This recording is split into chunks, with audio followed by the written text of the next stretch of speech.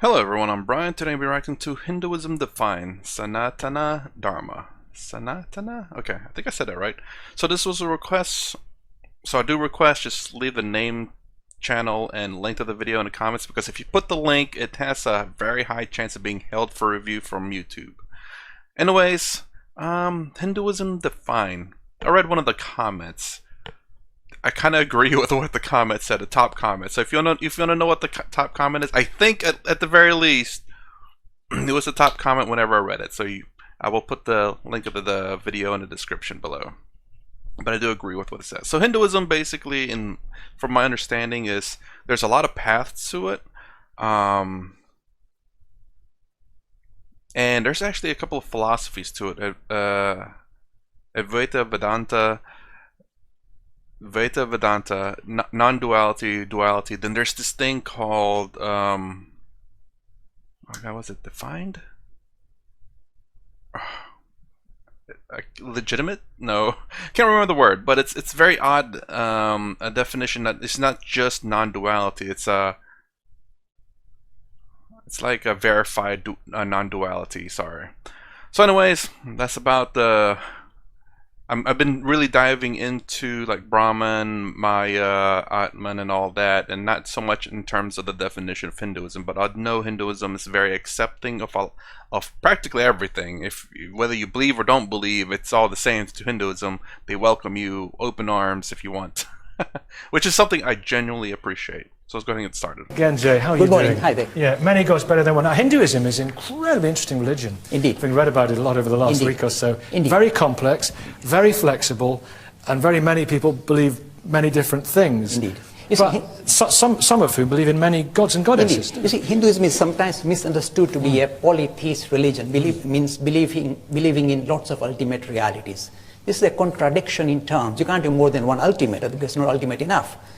Hinduism has never been a polytheist tradition. It has always been a very mature, pluralistic tradition. Not many gods, but many ways to relate to the idea of spirituality. It can incorporate monotheism, means accepting one supreme personality. It can incorporate non-theistic approaches as well as non-religious approaches for making spiritual progress. This is called spiritual democracy, and the lovely word is religious pluralism. Many pathways for exploring spirituality. So it's to say there is one ultimate supreme being. Not being, we say it's a principle that underpins this reality, which is essentially spiritual rather than material, that manifests itself at different layers as the material level. And this demarcation between, if you like, man, God, and universe is very artificial. It is time we demolish this artificiality. Is this the way out? Is this the way out for the Church of England out of their current problems? In fact, the debate. Because earlier on you would think they were talking about different gods. I'm listening to Jay and thinking, gosh, perhaps I'm a Hindu, and In fact, the word pluralism in a way resolves the issue of intra-faith dialogue as well. Forget about interfaith, intra-faith dialogue. Because this is the way I relate to the idea of spirituality. This is the way you relate to the idea of spirituality. So there are different aspects to different ways of relating to the idea of spirit. The supreme power. Ultimate reality. And there are different ways of seeing that supreme Indeed. power. The supreme power has many different faces and relating to Indeed. In fact, Brahma, Vishnu, Shiva. Whatever. And as a principle even, not as a personality, as a principle that underpins reality called spirit. Oh, there goes the word. Oh, this is gonna confuse a lot of them, I'm pretty sure. But yeah, again, that's something I really appreciate, the fact that most religion, well, I mean, this may be the only religion that's accepting of other religions. All other religions just say no. And the one thing I wanted to point out here, he said that there is no God. Brahman is not God.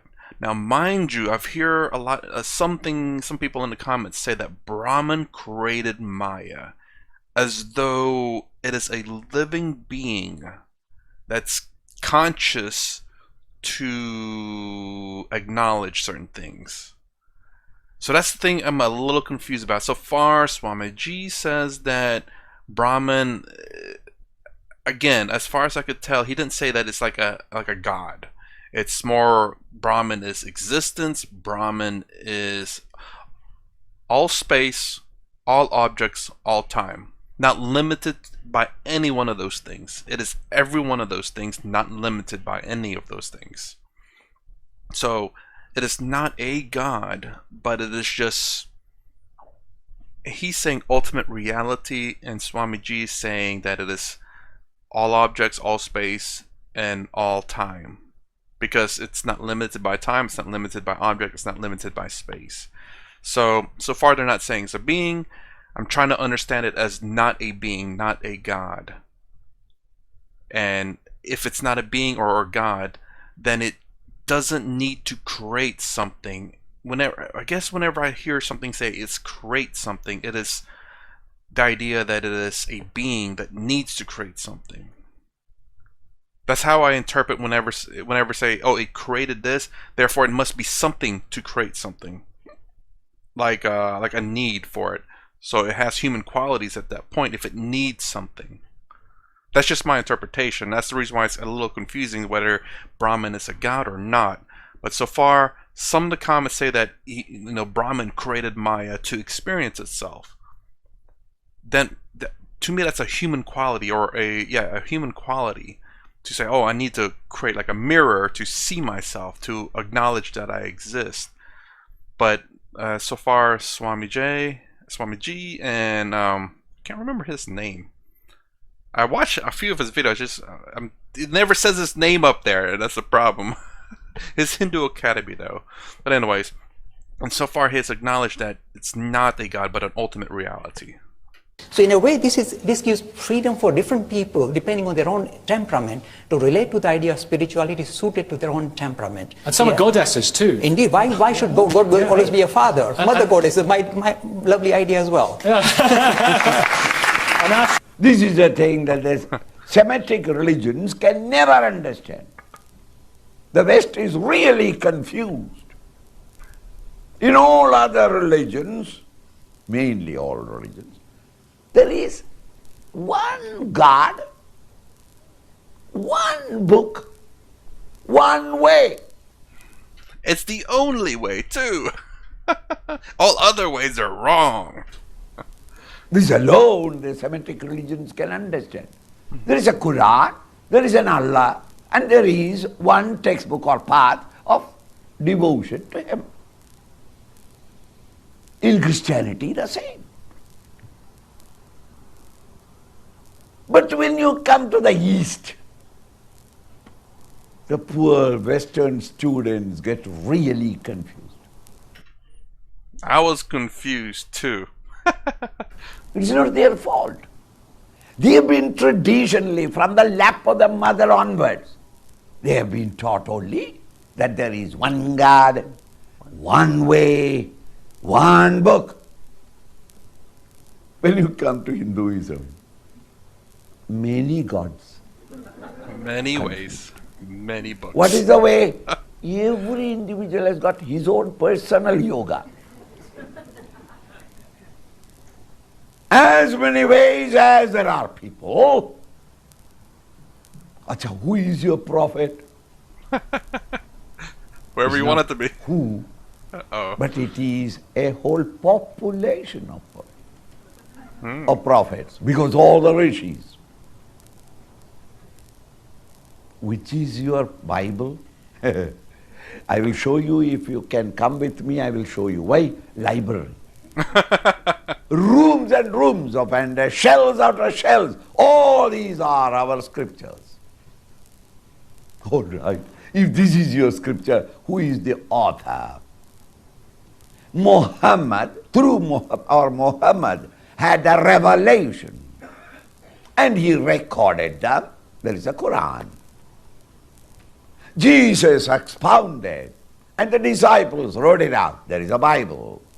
Buddha discussed all his lifetime, and after his time, the disciples sat together and collected all these from their memory and recorded them. There is a scripture. Who is the author of Hinduism? I will tell you, but you are all very scientific-minded people. I am an illiterate. Could you tell me who is the author of physics? I will say they will probably say there is a father to physics, and he may be the start of the author, but there's But I know he's gonna say, but there are gonna be many authors to it, to Hinduism and to physics, to anything science and to math, whatever books there are. There's gonna be many authors to it. What a question you are asking, Swamiji. Oh, You so may much. be an illiterate fellow, but don't exhibit your illiteracy. There is not one author. Many scientists were trying to discover the beauties of nature, the powers, the phenomenal powers, and each one discovered a certain aspect of it. All of them put together gives me my total picture of the universe around, and therefore physics is not one person's authorship. Many people have contributed. All of them are authentic scientists. We respect and revere every one of them, is it not? The scientific conclusion of a greater and a larger truth behind this phenomenal world of constant change of names and forms. Therefore, all these great rishis who sat in the various peaks of the Himalayas during about 10,000 to 20,000 years, and each one in his contemplation discovered the beauties of this and declared them. All these declarations are valid declarations, and they are all compiled together, becomes our Upanishads and the entire Veda, in fact. It is only to suit different types of people. Supposing I start a Chinmaya University, I can run my university in my own bedroom. If there is only one path in my university, only higher mathematics, how many students will be benefited? People who are fit for higher pursuit in mathematics are very few, maybe 10 or 20.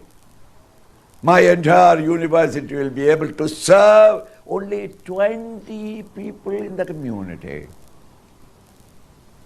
who have got that inclination or interest, taste for mathematics. Music, maybe 100 people, because even those who don't know music, they sing. I mean, it's a question of whether you have got a shame or not. That is the point. You see? So 100 people make up. Even my university, there are 20,000 students. Why? Very many disciplines are available in my university. History and geography and zoology and physiology, and the latest is computer science. What a rush, because there is nothing to study in it. It's a glorified typing. I wonder what he would think. I wonder if he would say that again today, man. Everything's AI now driven, pretty much. Well, not everything's AI driven, but that's the goal, I guess, so far. So more people will be benefited. All of them will become graduates because all subjects are available. Why is it that some persons are taking only this subject and that subject? According to their own taste. All of them are not of the same. Much more so in the spiritual path. If you say that all of you mass on Sunday between 8 and 8:45 is the church time, you must reach, meaning at 8 o'clock devotion must come. 8:45, close it down for the next 1 week. Love and devotion cannot be maintained that way. Whenever he said that, I just started to think like, yeah, what happens if your work schedule doesn't work that way? And I guess that's the point he's making, is the fact that because there's, you know what, if 8 o'clock to 8:45 is not your time, then you can do 8:45 to 9 o'clock, or you can do 10 o'clock, 11, whatever works for you, you do it. You got it. And there's only one path: surrender, devotion, love. Supposing I have not got it, what do? There must be many paths in order to suit the taste of many people. Supposing, please understand it is supposing, I invite you all. Supposing, don't jump into the conclusion. Supposing I invite all of you for a banquet tomorrow night.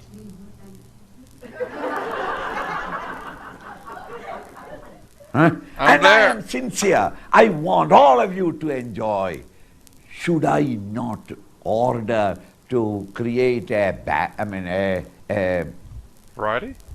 dinner wherein various things are to be made, with chilies, without chilies.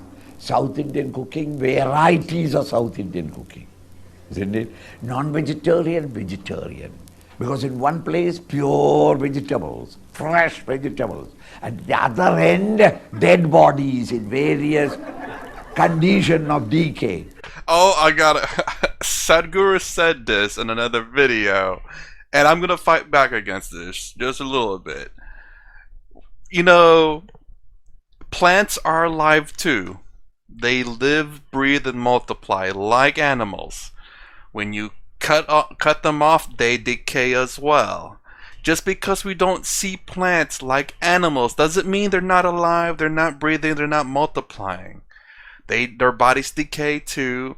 They require a male and female things to multiply. They need nutrients, they need carbon dioxide, whereas we need oxygen.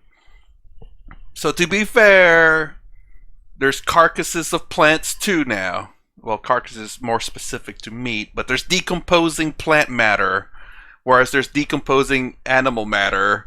There's still decomposing matter. So I'm going to push back against that. And if you believe the fact that everything is Brahman, technically we're eating Brahman. We're eating ourselves. That is weird. Just pushing back a little bit there. That's all. Is it not? Why? I want every one of you to enjoy. Hey, even if it's vegetarian, I will still go and try all the food. That's the beauty about being omnivore, is that I can eat anything practically. Well, not anything, but you know, stuff that's edible I can eat, whether it be vegetarian, vegan, or meat. I don't judge. Not that I create only one item and two vegetables and everybody must eat whether you like it or not. That is not the way to serve large number of people. I'd still come if there's only one thing there. The I tastes tried. are different. Even your tongue, the tastes are different. Do you know, in your emotional nature, every individual is unique. Like you, there is nobody else. The way that you think and feel is totally independent of all other people. So if there is a massive religion, one way, one goal, one book, one path, I tell you, a few will go in that path, others will follow because there is no other way escape, but they will not get themselves involved. In India or in Hinduism, from time immemorial, these two paths have been advised. Jnana yogena sankhyanam. Jnana yoga, the path of contemplation, meditation, of philosophy, of intellection, meant to suit the needs and demands of the intellectual type of students. Sankhya, who always asks for why. So you must tell him all the causes. Rational, logical, step-by-step thinking process, and say the conclusion. Make them understand. Because there is a demand in the intellectuals, they want the explanation for everything. Karma yogena yoginam. And those who are restless at the body level, to them Karma Yoga was advised. So service of the society, rising above your ego and selfish desires to serve the world as you are serving the Lord Himself. This Karma Yoga has been advised for those people who are restless at the body level, cannot sit quietly even for a moment, very dynamic people, and those who are highly contemplative, thinking type, questioning everything to suit their temperament. The path of jnana was advised. What is your opinion about conversion? Conversion is ignorance. No need to change from one religion to another religion. You can accept the wisdom because it's not belonging to just one people. Knowledge belongs to everybody. No need to change from one religion, go to one religion to another religion. That means you are saying some religion is not good, bad. No, every religion is good, great, honor them. Convert from a bad person to a good person. From a violent, frustrated, and dissatisfied person to a more loving and peaceful individual. I can agree that there are some good things to religion, but there are also some bad things about religion. I mean, you got to understand that these religions were written in the past, and they want to kill other religions, and they want their religion to prosper, so they have to make sure they make lots of babies. So that's what they were pushing for within their religion, and they were punishing other religions in a sense.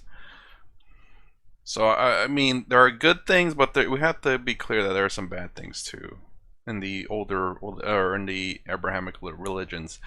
And nowadays, I know they're trying to push for good, which is great, honestly, and try to weed out the bad.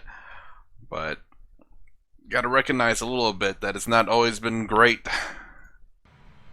Okay, I guess that's it. Alright, so Hinduism defined.